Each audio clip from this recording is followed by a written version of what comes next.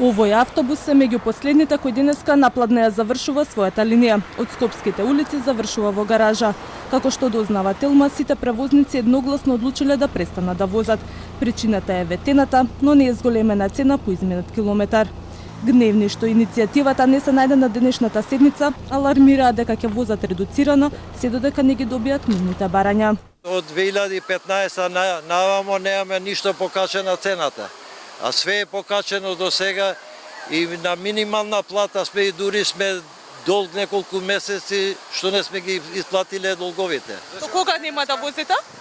Па ние нема да возиме, ќе возиме малце редуцирано, али ако немат никакви да земат никакви мерки и ние веќе не ќе можеме да издржиме и ќе престанеме.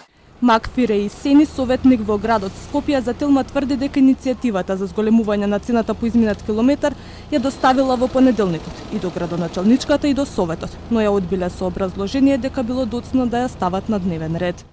Ни кажала дека не е во дневен ред, поради тоа што е касно пратено.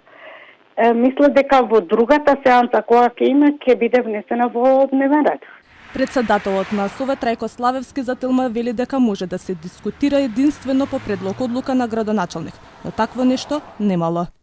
Градоначалник ниту има доставено предлог одлука, ниту пак некој предложи дополнителна точка при усвојување на дневниот ред. Ова не е прв пат приватните превозници да престанат со работа.